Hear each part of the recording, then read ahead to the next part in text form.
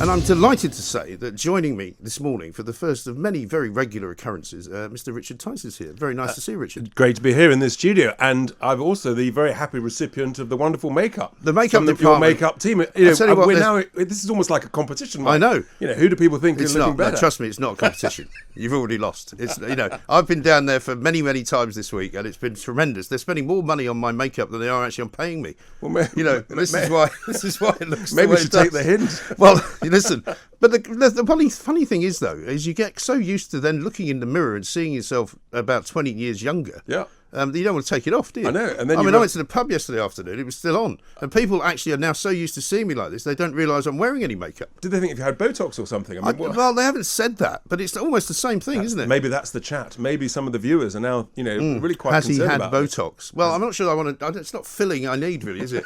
It's more like taking out. I mean, James Max was down there yesterday. He says, "Do you do liposuction?" But anyway, welcome. You're going to be here with us for quite a considerable period of time. That's right. No, that's fantastic. We've got lots of great plans and sort of regular features that we're going to do. But let's kick off, first of all, with the football, because obviously that's not, even if you're not into football, and I know not everybody is, this ridiculous kind of taking the knee thing has now taken on such mammoth proportions because they've become so intransigent. I think this weekend is going to be dominated simply by that one thing. It's going to be absolutely fascinating. And so many national teams have said, of course, they're not taking the knee. Right.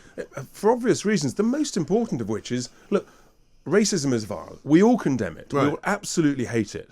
But it is completely the wrong symbol and thing to do, because what you should be doing, rather than taking the knee in a subservient way, is actually standing tall and proud against racism. So firstly, it's the wrong thing. But the idea, the image that we all have to think about are a bunch of England players taking the knee in front of the strong, tall, proud Scots right opposite them, standing tall, literally laughing in their faces, thinking, you English are subservient to us Scots. It's not a great way to start a competitive football match. With a backdrop of England's very own fans booing them. Southgate is a complete and utter absolute idiot if he thinks this is a good idea. I think mentally it'll have a real negative impact on the English players. And bluntly, if England lose to Scotland in that game, then that could well be one of the reasons. And you've got the same with Croatia; they're not taking the knee. Also, rather ironic, isn't it, that England are playing Croatia first, right? Croatia, not famously known for their liberalism when it comes to people from ethnic minorities. I mean, these are the same people when England went to play in Zagreb, I think, were throwing bananas at the England players. As recently as about 2 or 3 years ago. Absolutely, and that's appalling, and we should always continue to condemn it. But I just think this is, without question, I think it is going to have an impact on the English players. And look, time will tell. Obviously, I'm English. I want the English team to do fantastically, to go all the way. But I do worry. And the idea of feeling sort of inferior and negative in the face of the Scottish players after a mere 25 years in an international competition. I know you've been waiting a long time, Mike. You're properly excited by this. Well, listen, I have the great ability to switch my allegiance at any moment. Being born in London, having Scottish parents, as soon as Scotland get knocked out, which inevitably they do, and the great thing about Scotland fans is they expect to be knocked out. It's not like they expect to win anything. Not since I think 1978 have they ever actually thought they were going to win anything.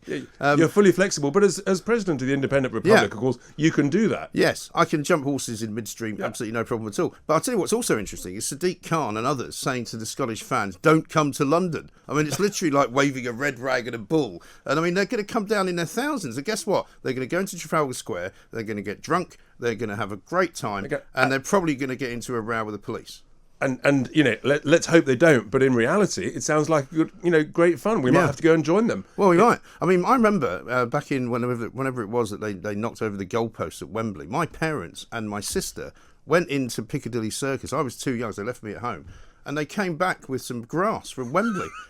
Some of the Wembley turf. Yeah, because they were all sort of marauding around the centre of London. And it was like a big party for anybody who was Scottish, or even if you weren't Scottish. And it was just a great time. Well, I don't think Scots, they were probably trading in turf and then digging up people's gardens. I knew it was Wembley turf. A guy in Glasgow who still had a piece of he said, that's it in his garden. He said, I took that from Wembley. It's tremendous. But, isn't it ludicrous that here we have these serious-minded, so-called kind of thinking football people who clearly have just got this so wrong that they now can't escape. They can't get out of They're it. completely out of touch with the reality of how millions of people up and down the country are thinking. We want to focus on the quality of our team, the quality of the whole tournament, the prospects of us winning or not. Instead, it's all being hijacked by this, these woke wallies who are just, sort of using this to their own ends. I always sort of think about focusing on the money, and I'm trying to, some of these people in this woke brigade, of course, they're actually making a huge amount of money out of all of this nonsense. Yeah. And it's quite clear from the way that many fans have reacted that we just don't want it. No. And it's got nothing to do with people being racist or not liking the fact that they're standing up, because they're not standing up to racism. I mean, young men who've got 4 or 5 Lamborghinis and a couple of Bentleys in the mansion, talking and preaching about equality. Really? And the question that nobody's asked Gareth Southgate is, what happens if somebody who wants to play for England says, I don't want to do it? Do you not pick them for the team? Well, exactly, and that is, in a sense, all the players have to do it, because otherwise they know that Southgate, who is one of the leading lights of the woke brigade, he won't pick them.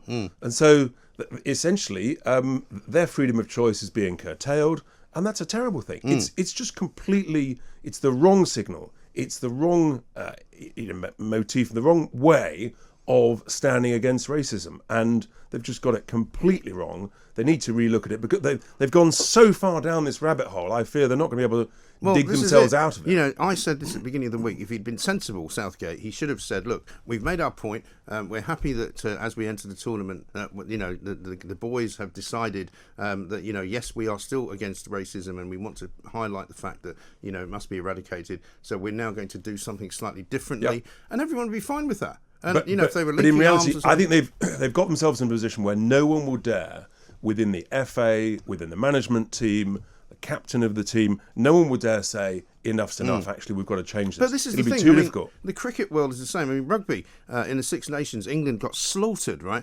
Yep. Not least because they were taking the knee and their minds were not on the game. Yep. And they performed probably one of the worst Six Nations I think we've seen for many That's right. year. The England Cricket Board, the ECB, I watched a piece of footage of the team going out. They all had a slogan on their back saying, "We stand against sexism." I'm like, you're playing cricket. What's wrong with you? It's madness. And, you've just cited the evidence of the rugby team. The cricket team are not exactly excelling, are they? And they've got themselves in this rabbit hole of wokery. And I don't know how they're going to get out of it. It needs some courage. It needs some leadership. And we're not seeing any of that. And, heaven forbid England do really badly in the group stage, people will know what's the cause of it. Yeah, absolutely right. Richard, we're going to take a small break here, but we're going to come back because we want to talk about the G7. We want to talk about the Boris love-in with Biden, who managed to arrive in Cornwall without falling down the stairs of the aeroplane, which was well done. A good start. Well done. Maybe we'll give him a CBE, but we shall see. We'll be back after this on Talk Radio. Welcome back to the Independent Republic of Mike Graham, right here on Talk Radio. Richard Tice is with me. Now, Richard, one of the things we'd like to do with you every week is we do Plank of the Week. Yes, we do. Why don't we do Deal of the Week? Well, exactly. Because you're a businessman. You are the sort of guy that I like to know, because if I ever need any money, I'm going to come to you and go, can you give me a bridging loan, as long as it's not in obviously, some way. Obviously, to you, usurious, vast rates of interest. Of course. But I thought it'd be quite interesting, actually, to look at, and it can be a deal in anything, whether it's in business, whether it's shares, or whether it's in politics, in politics or anything. And indeed, your listeners and your viewers,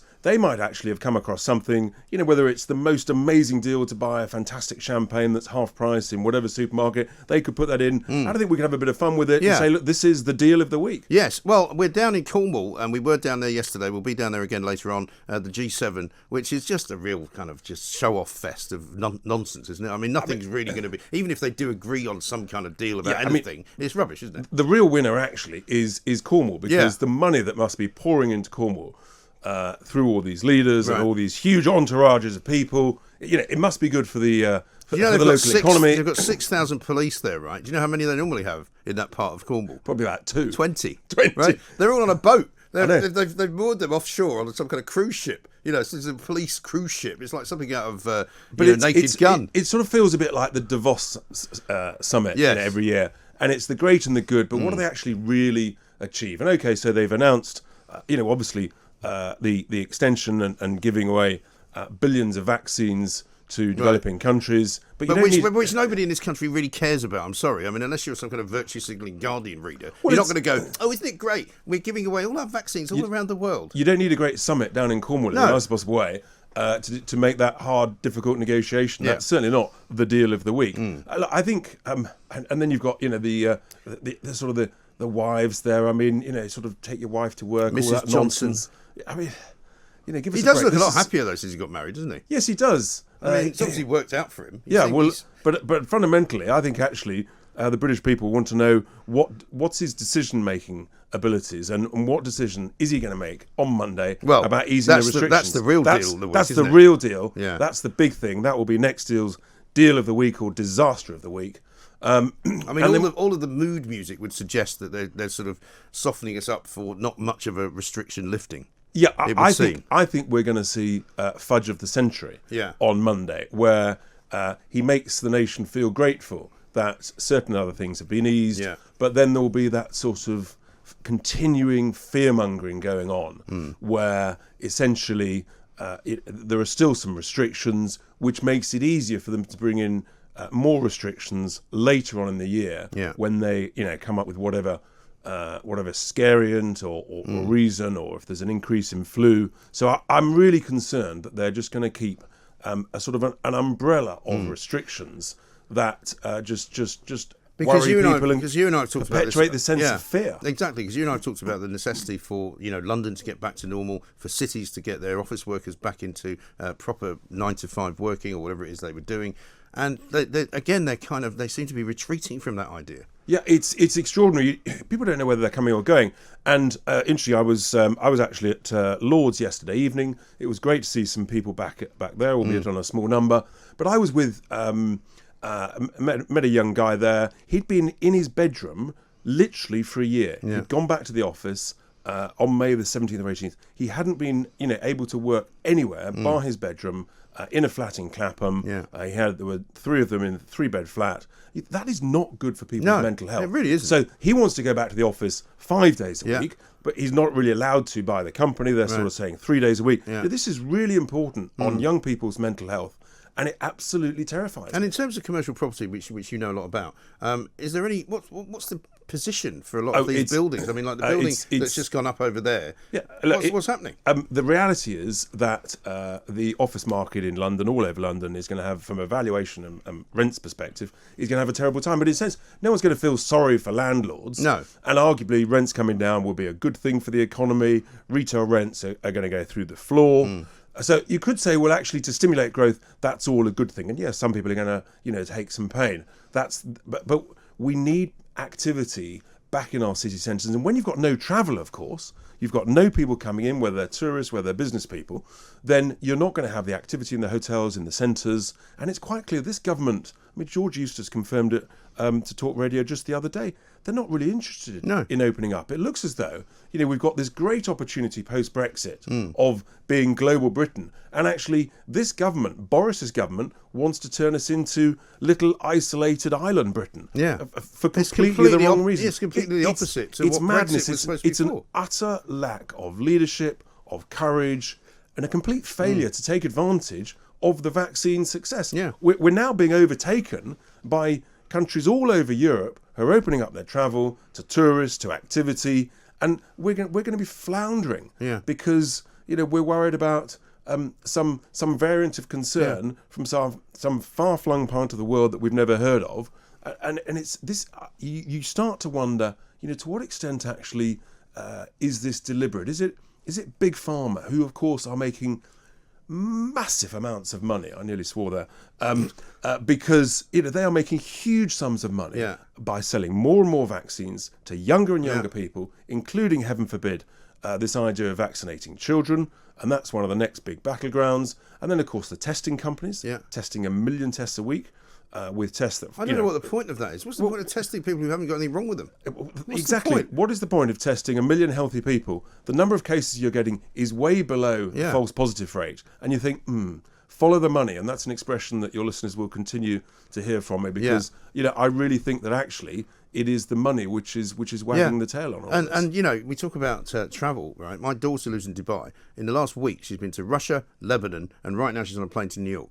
And I'm going, what's going on with me? Why can't I go anywhere? You know, she can't come here because she'd have to quarantine for 2 weeks. She doesn't want to come for 2 weeks. You know, the world's gone bonkers. Well, actually, I think the UK leadership is going bonkers, whilst the rest of the world is actually getting on with it. Starting to get on with it. But of course, if you're a diplomat or you're flying into Cornwall on a private jet, then there's of course, no COVID. No, because there's a COVID shield around you. COVID shield. It's clearly, you know, it's like a sort of COVID armour. It's like, you know, the old warriors from 1,000 years ago. It's unbelievable, isn't it? You couldn't make it ridiculous. Absolutely ridiculous. Listen, I don't think half an hour's enough time for you, Richard. But listen, great to see you. We'll see you same time next Friday. Have a good weekend. And hopefully, I think a lot of people are going to be doing a lot of things that they want to do this weekend. That's my sense. Sunbathing and watching football. Bit of sunbathing, bit of watching football, bit of booing, and